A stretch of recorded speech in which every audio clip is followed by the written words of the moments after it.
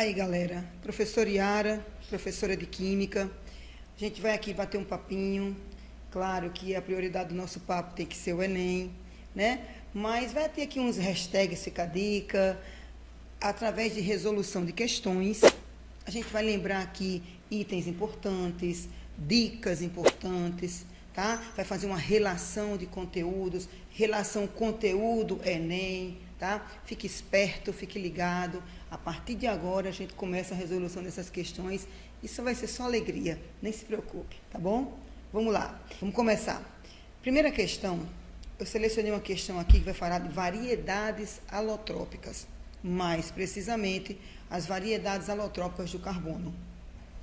Então, aqui o texto é um artigo que fala sobre a importância do grafeno. Que o grafeno será o silício do século XXI. Publicado na edição online, o grafeno é uma forma de carbono, uma folha com espessura de alguns átomos, constituindo o que é conhecido como estrutura genuinamente bidimensional. Se for enrolado na forma de um canudo, recebe o nome de nanotubo do carbono. Se for manipulado para formar uma bola, é conhecido como fulereno. Sobre o carbono e suas formas cristalinas, assinale a única afirmação verdadeira. Vamos lá. Primeiro vamos lembrar o que são variedades alotrópicas. Existe um grupo seleto de elementos na tabela periódica que tem essa propriedade, essa característica, formar substâncias simples diferentes. Então, o carbono é um deles. Tem o oxigênio, tem o estanho, tem o fósforo, o enxofre. Mas o carbono é um deles, inclusive um dos mais comuns quando se trata de alotropia em questão de prova, certo?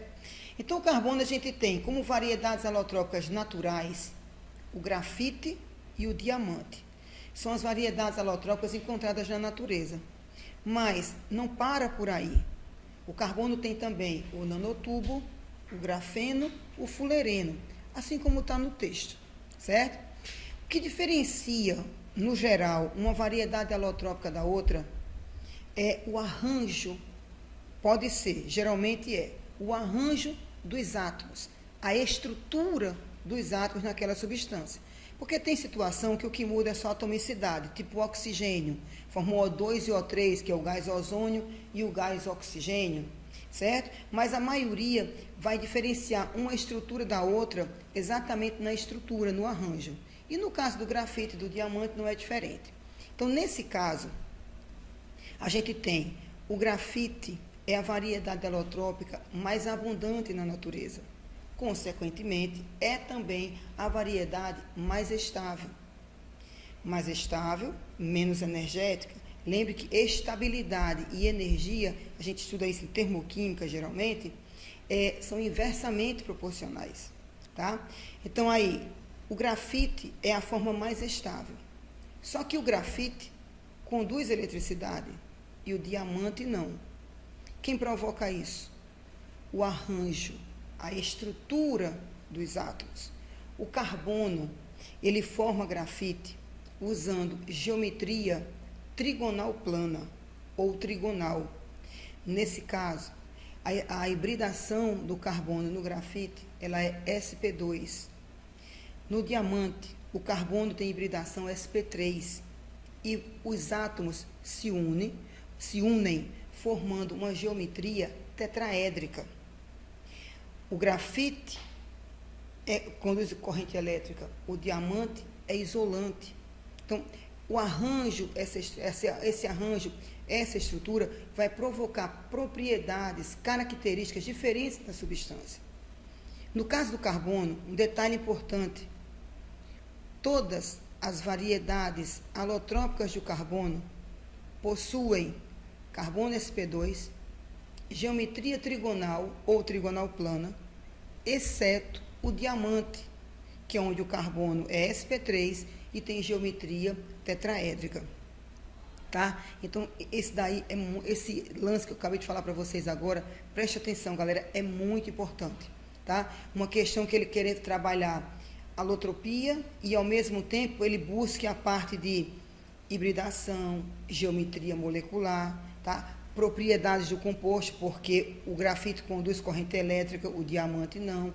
Ele pode querer fazer essa relação aí de itens, de conteúdos, até diferentes alguns, mas que estão relacionados entre si por conta da propriedade do composto. Eles podem trabalhar esses itens todos numa questão só com vocês, certo? Vamos analisar as opções agora, que a gente vai lembrando de mais coisa importante para falar. Letra A. As diversas estruturas do grafite, diamante, grafeno e fulereno são isótopos do carbono? Claro que não. Vamos lembrar o que são isótopos. Isótopos são átomos de um mesmo elemento químico que possuem o mesmo número de prótons, mesmo número atômico. Exemplo, carbono, massa 12, carbono, massa 14. O carbono, massa 12, tem número atômico 6. O carbono, massa 14, que é o da datação, lembra que veio lá em radioatividade? Também tem número atômico 6. Então, átomos de um mesmo elemento químico com o mesmo número de prótons são chamados de isótopos. Já alótropos são substâncias simples derivadas de um mesmo elemento químico. Para você entender legal, lembre do oxigênio. É O2, O3, gás oxigênio, gás ozônio. Eu não tenho um átomo só. E o grafite e o diamante, eu também não tenho um átomo só. Eles são macromoléculas. São N átomos de carbono ligados entre si em função de uma hibridação, de uma geometria molecular que são diferentes. Tá legal? A letra A está errada. Letra B.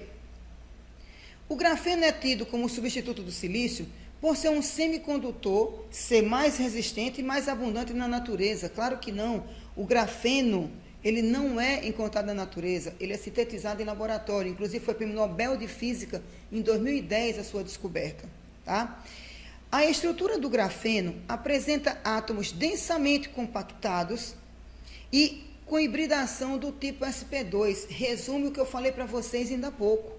Certo? Então, grafeno, grafite, fulereno, nanotubo, todos com carbonos sp2, à exceção do diamante. Então, a resposta correta aí, letra C. A letra D, a única forma cristalina do carbono que apresenta condutibilidade elétrica é o grafite. Não, a única que não apresenta é o diamante, as demais todas conduzem. Beleza? Viu que é importante a resolução da questão, a gente comentando assim? Fique esperto. Assista a aula bem bonitinho agora, mas depois reveja, vá anotando essas dicas, vá registrando, para você ficar sempre lembrando até o dia 12 de novembro, certo? Aí, ó, o slide com a justificativa, a opção, a imagem que eu coloquei aí, ó, da estrutura do carbono, certo? Então, veja, cada bolinha preta dessa na estrutura está representando um átomo de carbono. Observe que cada bolinha está ligada a 3 outras bolinhas. Mas o carbono é tetravalente. Se o carbono é tetravalente, ele tem que fazer quantas ligações? 4. Se ele está ligado a três outras bolinhas, ou seja, a 3 outros átomos de carbono, então ele está fazendo dupla com alguém. Esse carbono é sp2. Essa geometria trigonal. Tá beleza? Mudou a questão, mudou o item, mudou o assunto e mudam as dicas. Fique esperto. Os automóveis são os principais poluidores dos centros urbanos. Para diminuir a poluição, a legislação obriga o uso de catalisadores automotivos. É aquilo que a gente chama no cotidiano de conversor catalítico. Eles viabilizam reações que transformam os gases de escapamento dos motores, óxido de nitrogênio, monóxido de carbono, em substâncias bem menos poluentes. Por isso que são chamados de conversores catalíticos. Eles transformam, na realidade, gases poluentes em gases menos poluentes. Os catalisadores, a energia de ativação da reação, no sentido de formação dos produtos, no sentido de formação dos reagentes, e no equilíbrio reacional. Esse aí, claro, que a gente vai buscar, dentre as opções, termos que preenchem essas lacunas. Mas antes da gente procurar, vamos lembrar de detalhe importante. Primeiro, o que é um catalisador? Catalisador é aquela substância que é usada em um meio reacional para diminuir a energia de ativação. Cuidado para você não dizer assim, catalisador é substância que aumenta a velocidade da reação. Vai aumentar, mas a função do catalisador, teoricamente falando, é diminuir a energia de ativação. Diminuir a energia de ativação, diminuir o caminho da reação, ele vai, consequentemente, aumentar a velocidade da reação. Mas veja, por que o catalisador diminui a energia de ativação? O catalisador ele vai atuar no sistema junto aos reagentes. Ele vai provocar um aumento do número das colisões efetivas, dos choques eficazes. E aumentando o número de colisões, aumentando o número de choques entre as moléculas reagentes, vai provocar a quebra dessas ligações mais rapidamente, para que haja formação de produto, consequentemente, acelera a reação. Certo? Então, o catalisador, ele diminui a energia de ativação, aumentando, consequentemente, a velocidade da reação. Se o sistema está em equilíbrio, primeiro, qual é a condição necessária para que um sistema esteja em equilíbrio? Que as velocidades das reações direta e inversa sejam iguais. Eu tenho uma reação que ocorre no sentido 1 e eu tenho uma reação que ocorre no sentido 2. Sentido 1 a gente chama de reação direta, numa linguagem popular, e o sentido 2 de reação inversa. Mas se eu digo que o sistema está em equilíbrio, é porque as velocidades das reações no sentido direto e inverso são iguais. Aí veja bem, o sistema está em equilíbrio. Velocidade 1 é igual a velocidade 2. Eu chego nesse meio reacional e acrescento um catalisador. Não vai provocar deslocamento de equilíbrio. Lembre-se que o princípio de Le Chatelier, ele justifica o deslocamento de equilíbrio. E quais são os fatores que deslocam o equilíbrio, que podem perturbar, alterar um sistema em equilíbrio? A temperatura, a pressão e a concentração. Aí Le Chatelier vai explicar essa influência, dizendo que se aumenta a temperatura do sistema, o equilíbrio vai ser deslocado no sentido endotérmico, claro, é o que absorve calor. Se eu aumento a pressão do sistema, o equilíbrio vai ser deslocado no sentido de menor pressão, claro, é o que exerce maior pressão nos componentes. Eu aumento a pressão do sistema, o equilíbrio se desloca no sentido de menor volume gasoso. Por quê? Porque menor volume gasoso exerce menor pressão. A finalidade do deslocamento do equilíbrio é o quê? É favorecer a reação que está sendo prejudicada no equilíbrio. Na hora que ele favorece essa reação, minimiza ou anula a ação exercida pelo fator externo e o equilíbrio é restabelecido.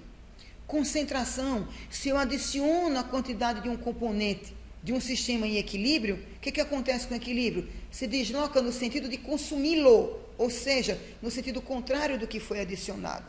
Então, quando um fator externo ao equilíbrio exerce uma determinada influência nesse equilíbrio, alterando, perturbando o equilíbrio, o próprio equilíbrio se defende dessa ação, criando uma situação que a gente chama de deslocamento de equilíbrio, vai anular essa ação e restabelecer o equilíbrio. Só que o catalisador, ele não vai exercer perturbação no equilíbrio, porque se as duas reações estão ocorrendo com velocidades iguais, então nesse caso ele vai o quê? Diminuir a energia de ativação da reação direta e proporcionalmente diminuir a energia de ativação da reação inversa. Com isso, ele não vai interferir no meio reacional quando trata-se de um sistema em equilíbrio.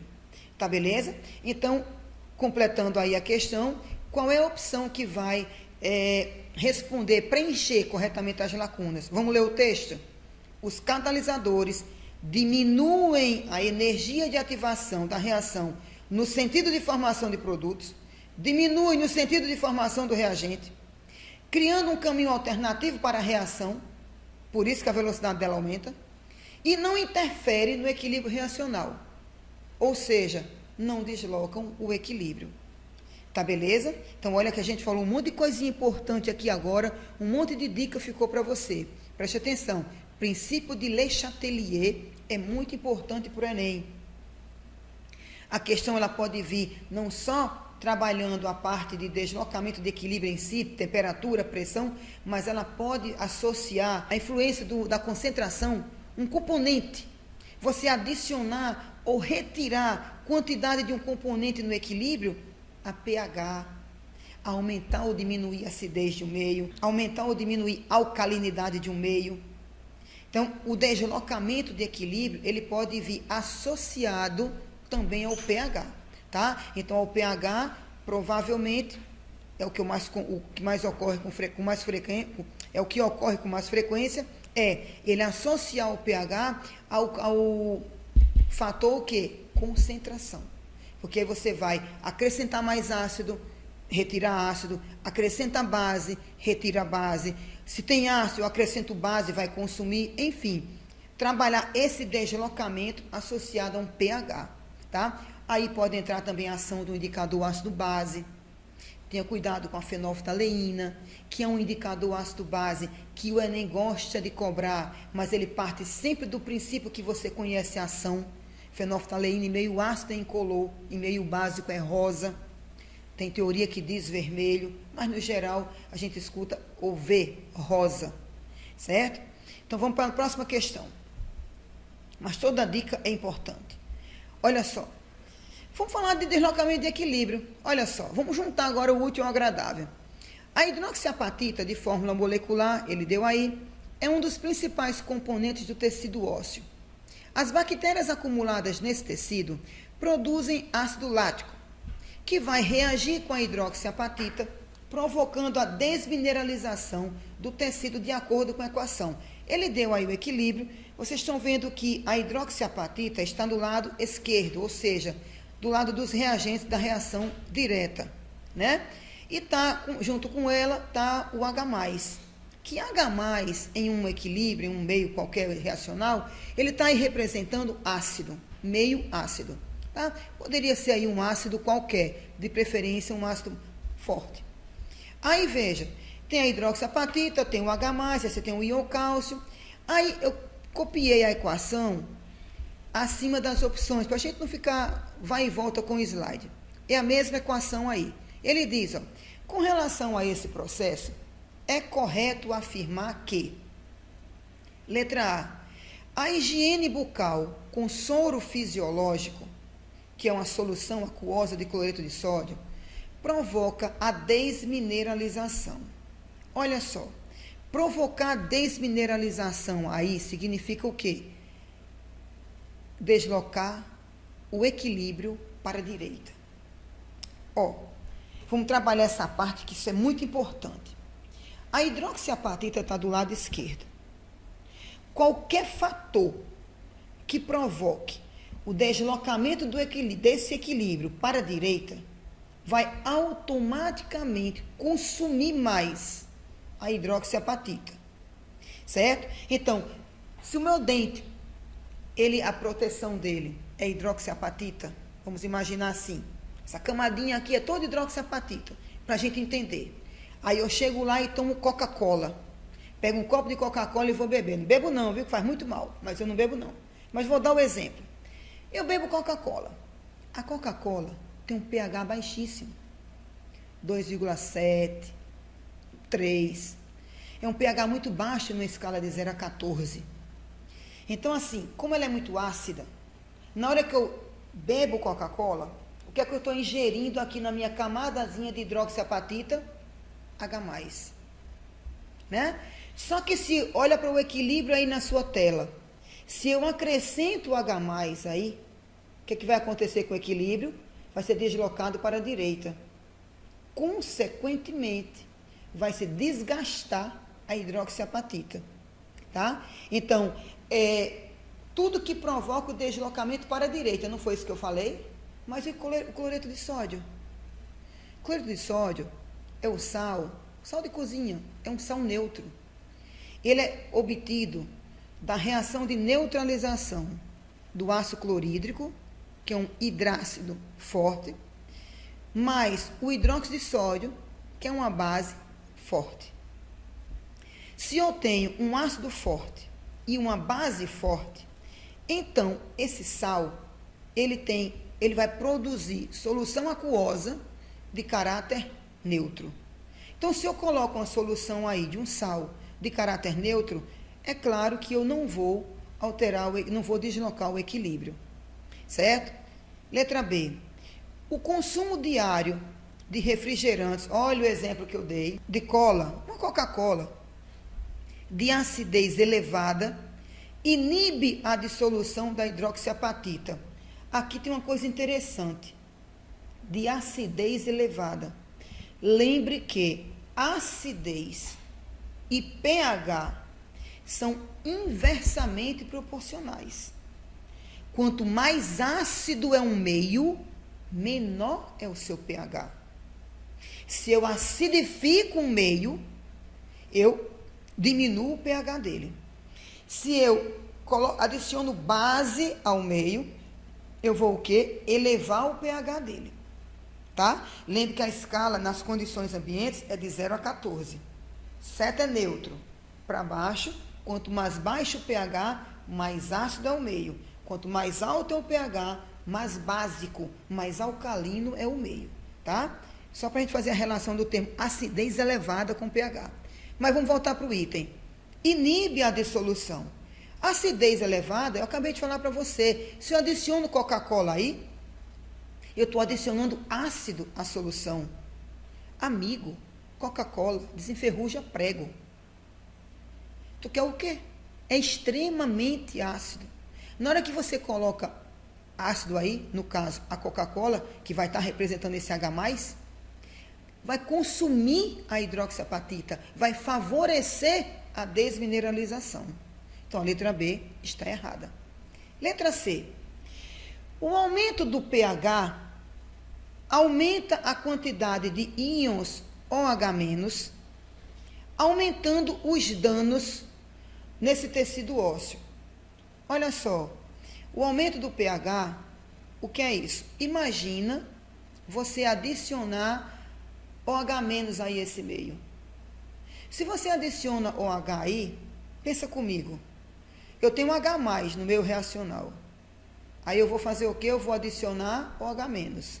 O que vai acontecer com o H+? Vai ser consumido pelo OH-. Tá? Então, eu não vou... a letra C fica errada. Certo? Não, vai aumentar danos ao tecido ósseo. Vai diminuir. Certo? Porque na hora que eu acrescento OH, eu estou representando base, OH. O meio tem o quê? H+. Né? Então, na hora que eu coloco base em um meio que tem ácido, o que acontece com a base? Vai consumir o ácido. Na hora que eu consumo o ácido, eu vou diminuir a concentração de H+ aí. E o equilíbrio vai se deslocar para onde? Para a esquerda. Certo? Ao evitar o consumo de alimentos ácidos, a desmineralização é evitada. Claro. Auxiliando na conservação da saúde dentária. Beleza. Porque quanto mais comida, mais alimento, mais bebida, mais ácido eu vier ingerir, mais eu aumento essa concentração de H+ aí. Eu aumentando a concentração de H+, eu vou deslocar o equilíbrio para onde? Para a direita. Deslocando o equilíbrio para a direita, vai o quê? Consumir a hidroxiapatita. Tá? Então aí o macete é... O hashtag fica a dica, química também é cultura. Não é para beber Coca-Cola, galera. Coca-Cola faz muito mal, tá? Olha a resolução aí no próximo slide. Letra D, está explicando o item correto, mas aí até chegar no item correto, nós falamos muita coisa importante. Fique esperto, preste atenção, já falei. Depois, rever a aula, anotando detalhe importante, dica importante, certo? Você guardar para o dia 12 de novembro. Chega lá, você vai lembrar de mim, viu? Olha o que eu estou dizendo. Próxima questão. Um crime ocorrido na alta sociedade belga foi considerado o primeiro caso de química forense. O conde e a condessa assassinaram o irmão da condessa, parará, ele dá um texto aí, um químico provou haver grande quantidade de nicotina na garganta da vítima, constatando assim que havia ocorrido um envenenamento com extrato de folhas de tabaco.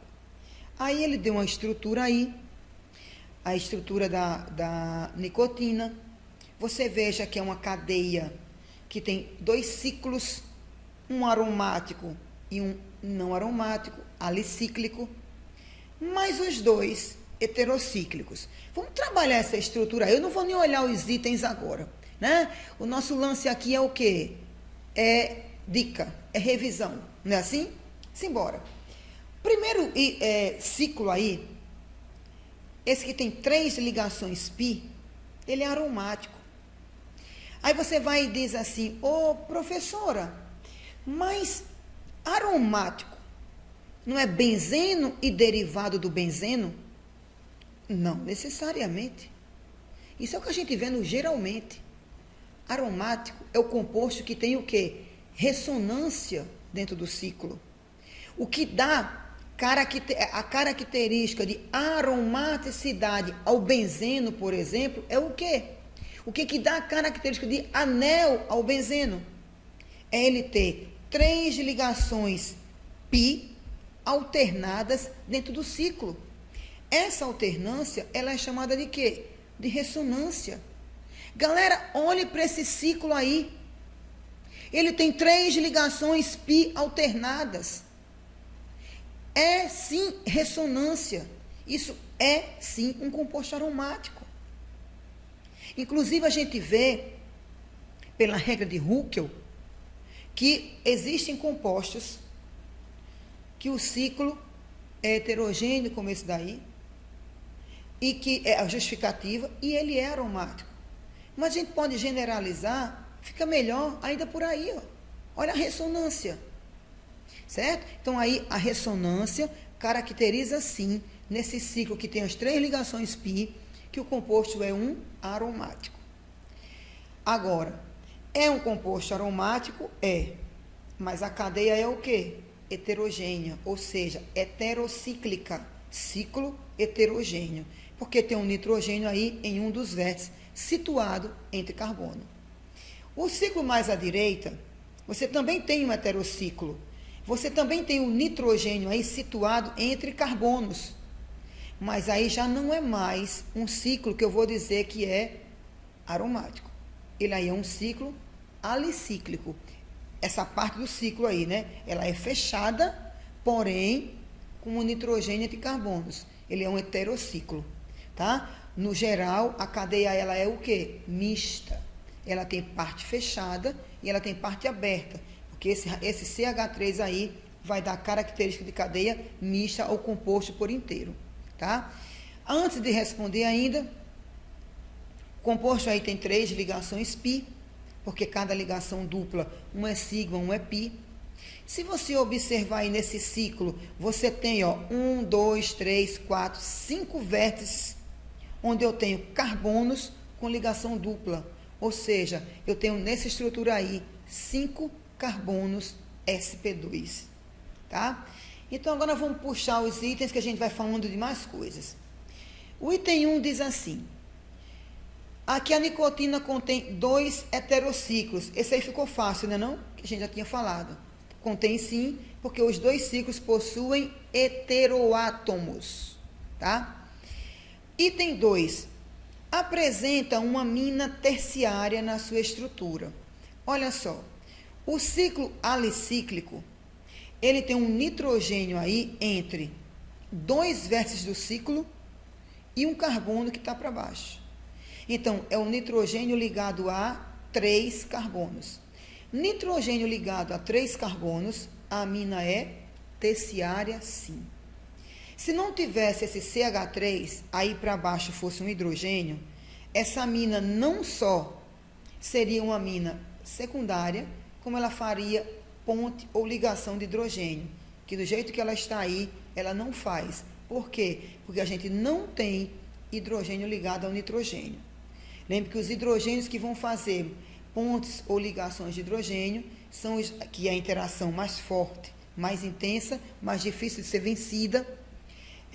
O nitrogênio tem que estar ligado ao hidrogênio, tá? O item 3, possui a fórmula molecular C10H14N2. Eu vou passar o slide, porque eu fiz assim, ó. Eu coloquei para você estudar em casa, tá bem bonito aí, ó. Para cada item, eu repeti a estrutura, mostrando a você a justificativa de cada um. Está circulado, os 2 ciclos possuem heterociclos. No item 2, amina terciária, está aí o nitrogênio ligado a 3 carbonos. E a fórmula molecular, eu coloquei a estrutura agora, mostrando todos os carbonos, todos os hidrogênios, porque quando soma, você vai ver que vai dar assim, C10H14N2, tá? Essa cadeia aí, voltando para o item 1, se a gente quisesse dar a classificação total dela, você ia dizer o quê? Que ela é uma cadeia mista, porque ela tem parte fechada e o CH3 dá a característica de aberta aí também. Ela é insaturada, porque ela possui essas ligações aí entre carbonos. Ela é heterogênea ou heterocíclica, como fala o item, porque ela possui heteroátomo, tá certo? Então, cuidado que classificação de cadeia, na prova do Enem, é um item que, isolado, geralmente ele não aparece. Mas ele tem o hábito de cobrar classificação de cadeia em questões, por exemplo, de isomeria, tá? O Enem 2014 tem uma questão muito linda, depois vocês observem. Ele fala de uma pesquisa que está sendo feita com moléculas quirais. É um químico que faz um experimento, parará, e ele diz assim, ele vai se referir ao composto da seguinte forma, que o composto é alifático, tem cadeia insaturada, heterogênea, ramificada, e que é uma molécula quiral. Só que quando você vai para as opções, ele dá as 5 opções com fórmulas condensadas. Aquela que vem assim, CH3, CH2, CH2, CH, tá ligado? Então, aquilo ali, doidinho, é uma maneira de acumular itens teóricos importantes em uma mesma questão. Ali ele usou carbono quiral, automaticamente isomeria óptica, usou a fórmula estrutural condensada e se referiu ao composto pela classificação da cadeia. Então, não ignore esses itens que a gente vê no comecinho de orgânica, classificação de cadeia, classificação de carbono, está ligado no nanokid, que ele pediu o carbono quaternário. Então, esses itens, fórmula molecular, eles vêm sempre na prova do Enem associado a um outro item de orgânica. Geralmente, isomeria, pode vir associado a uma questão de reação orgânica, de nomenclatura, e ele trata o composto dando referenciais, que consequentemente virão acumulando itens teóricos dessa parte daí. Não ignore essa parte, ela é muito importante para a sua prova. Tá beleza? E vamos para a próxima questão. A próxima questão diz assim: a queima de combustíveis fósseis é uma das principais fontes de poluentes causadores da chuva ácida. Tanto o carvão mineral quanto os derivados de petróleo de maior peso molar, como o óleo diesel, apresentam teores relativamente elevados de X, gerando o Y durante uma combustão. A reação entre o oxigênio atmosférico e Y pode formar o gás Z, outro poluente atmosférico. A reação entre Z e a água produz o A, responsável pelo abaixamento do pH da chuva. Os símbolos e fórmulas que substituem X, Y, Z e A são... Galera, cá para nós. Isso aqui é uma questão que todo mundo sabe que é comum no Enem. Tá? Não precisa ser evidente para você se ligar que todo ano tem uma questão que envolve meio ambiente na prova de química, principalmente a parte de impactos ambientais, né? Queima de combustíveis fósseis é a mais comum, né? A formação da chuva ácida. Ele já cobrou ilha de calor, ele já cobrou smog fotoquímico, efeito estufa, ele cobra vem sempre uma questão que, de uma forma ou de outra, ele vai se referir a pelo menos um impacto ambiental. A chuva ácida, ela é provocada principalmente pela queima de combustível fóssil, escapamento de indústria também, chaminés, né, de indústria. Mas, veja, tanto chaminé como escapamento de carro, eles liberam, na queima indevida, substâncias, componentes ricas em enxofre ou nitrogênio. Você pode ter óxido de nitrogênio, óxido de enxofre. Os dois contribuem para o impacto chamado de chuva ácida, que é o quê? O abaixamento do pH da chuva. Vou explicar com você olhando para o slide da resposta. Olha o que eu fiz aí para você. O enxofre, que é lançado na atmosfera a partir de escapamento de carro, que é a queima de combustível fóssil, chaminé de indústria, ele reage com o oxigênio do ar e vai formar o SO2. Esse SO2, numa questão de prova do Enem, ele vai chamar para você de anidrido sulfuroso. Galera, anidrido não é nomenclatura oficial. Nomenclatura IUPAC é dióxido de enxofre. Mas ele chama anidrido sulfuroso, que é a nomenclatura dada a um óxido ácido, mas é uma nomenclatura não oficial. O SO2, uma vez formado na atmosfera, em presença do oxigênio do ar, olha a segunda equação, ele é oxidado a anidrido sulfúrico. Anidrido sulfúrico, claro, é o trióxido de enxofre na nomenclatura oficial. O trióxido de enxofre, na atmosfera, reage com a água. Essa água pode ser da umidade do ar, pode ser da chuva, e vai produzir o H2SO4. Olha aí para essas 3 etapas que estão na sua tela. Elimine, você pensa que está diante de um processo de lei de Hess. Elimine o SO2 do produto da primeira com o reagente da segunda. O SO3, que está no produto da segunda, com o reagente da terceira. Quando você soma, você tem a equação global, que forma a chuva ácida a partir do enxofre. S mais O2 mais água, formando H2SO4. Essa equação, amigo, pode aparecer para você até em questão de estequiometria. Pode vir a reação global, pode vir uma dessas etapas, e ele pode desenhar no texto, igual botou aí, X, Y, Z, A, para você fazer a equação, e ele trabalhar, por exemplo, relação de massa de enxofre que é liberada e massa de aço que é produzida, dá uma pureza, dá um rendimento, certo? Então, a reação de formação da chuva ácida a partir do enxofre é necessário que você saiba fazer do jeito que está aí, em etapas, certo? Os efeitos da chuva ácida no ambiente, são vários. A gente já vê em sala de aula muito, né? Estátuas, monumentos de praças públicas são corroídas, são desgastadas. Aquelas estátuas que vão perdendo os traços, né? Por quê? Porque a chuva ácida, ela vem com ácido sulfúrico. A estátua, o monumento, é feito na maioria de mármore. O principal constituinte do mármore é o carbonato de cálcio, que reage com o ácido sulfúrico e vai liberar gás carbônico. Então aí a estátua, o monumento, ela vai perdendo aqueles traços mais finos e com o tempo vai se desgastando toda. A chuva ácida acidifica o solo, altera o pH do solo. Com isso, queima folha de plantação, pode destruir plantações inteirinhas, porque o solo ele é preparado mediante aquilo que você vai plantar.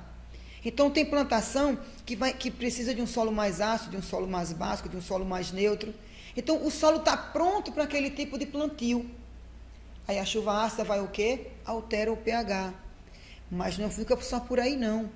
Em locais de incidência muito grande de poluição, e que você tenha chuva ácida, muito ácida, ela interfere até no ser humano. Ela causa irritação na pele, vermelhidão, coceira, irritação nos olhos, dores nas articulações. A pessoa pode ficar febril, ter dor de cabeça. Tudo isso pode ser causado por efeito de chuva acidificada. Tudo passa pela quantidade da acidez dessa chuva, ou seja, pela medida do pH dela. Lembre que eu falei no comecinho. Quanto mais ácido for a chuva, mais ácida for a chuva, menor é o seu pH. Acidez e pH são inversamente proporcionais. Se eu adiciono o ácido, eu aumento a acidez, o meu pH vai diminuir. Tá beleza? Galera, por hoje é só, mas eu volto, hein? Eu volto e vou trazer mais dicas, e vou trazer mais detalhe importante, e vou trazer mais observações para você não esquecer para o dia 12 de novembro. Galera, se você gostou da aula, curta, compartilhe, recomende, porque aí quanto mais curtida tiver, quanto mais compartilhada for a aula, mais dica eu venho aqui para dar para vocês, certo?